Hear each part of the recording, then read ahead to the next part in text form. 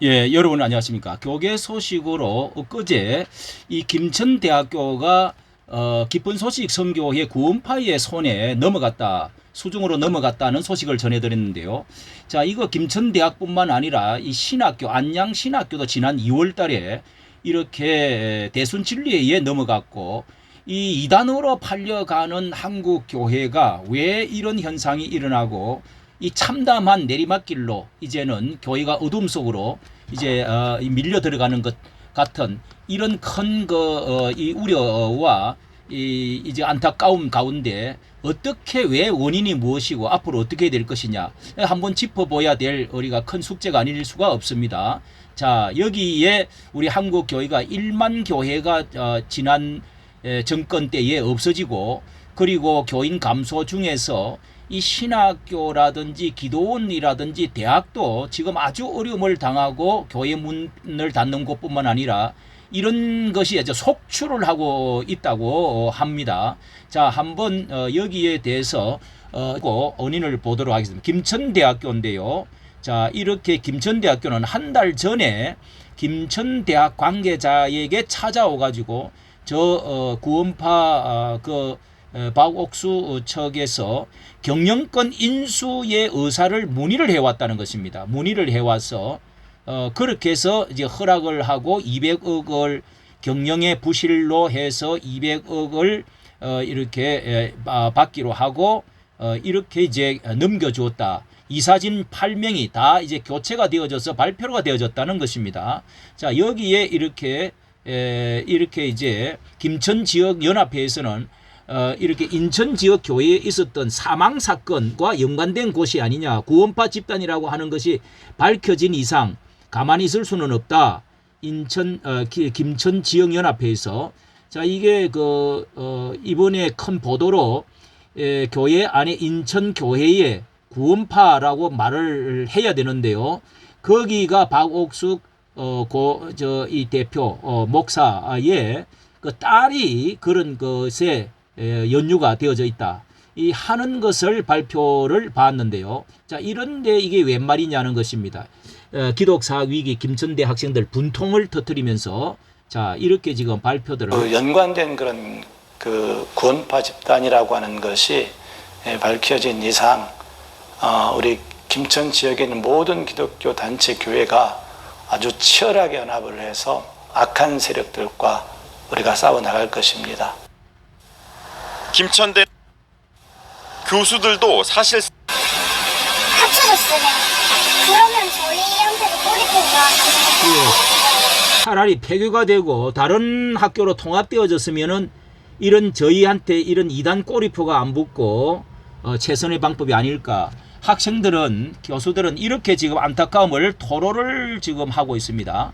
예, 뿐만 아니라 여기 안양대학교를 보십시오. 안양대학교도 이렇게 안양대학교도 자, 이게 지난 2월 달에 대순진리회에 마침내 넘어갔다 하는 소식을 보십시오. 대순진리회도 이게 우리가 분명히 이단이라기보다 이것은 대순진리회는 성주회라고 해서 불교, 유교, 도교, 무속신앙이 혼합된 혼합 종교죠. 혼합된 형태를 띠는 신흥 종교인데 길거리에서 도를 아십니까 하며 접근하는 포교 방식으로 알려진, 이거는요 뭐 기독교 계열도 아니고, 이 탁지일 교수는요 복지, 기부 등 사업 등도 펼치고 있지만은 포교 방식을 통해서 청년 대학생들의 가출 문제 등 사회적 문제를 일으킨 신흥 종교 단체에 이렇게 지금 넘어갔다 하는 것을 참으로 우리에게 경고를 주고 있는 것이죠. 자, 여러분에서 어떻게 이 교수진도 그리고 학생들 구성원들도 의견 수렴도 하지를 없이 이단에 이렇게 팔아넘길 수가 있느냐. 신학교라고 하는 하나님에 대한 그 사명, 그 이념, 이런 것들이 분명히 못이 박혀 있는데도 돈이면은 이단에서도 좋다고 이렇게 다 넘겨버리는 그런 그 현상이 지금 우리 한국 교회 현상인데요. 이 통합처에서 설립자가 처음에 시작되어진 아주 훌륭한 분이었는데 기독교 사학으로 시작을 했지만은, 그리고 이 지금은 독립교단에 있다고 합니다. 이 독립교단도 큰데 왜 이런 데 손을 놓고 있는지, 한국교회연합회, 총연합회라든지 이런 데서는 이것을 해결을 못하는지, 참으로 한국교회가 너무도 힘이 없어 보입니다. 신립 정신 이런 것도 다 무시해버리고요. 자, 이게 앞으로 우리 한국교회가 학생 모집에 있어서 젊은 층이 이제 줄어들고 이렇게 그 경영의 어려움을 이제 겪고 있는 것이 뭐 전반적인 것도 있지만은 이 전도가 첫째 안 되고 젊은 층이 완전히 줄어들고 주일 학교가 급속히 이렇게 줄어드는 이런 지금 상황이 우리를 암담하게 만들고 있죠. 자, 첫째는 이 이유가 원인이 진보 자익적 이념 확장이 교회 안에도 깊이 들어왔다는 것입니다.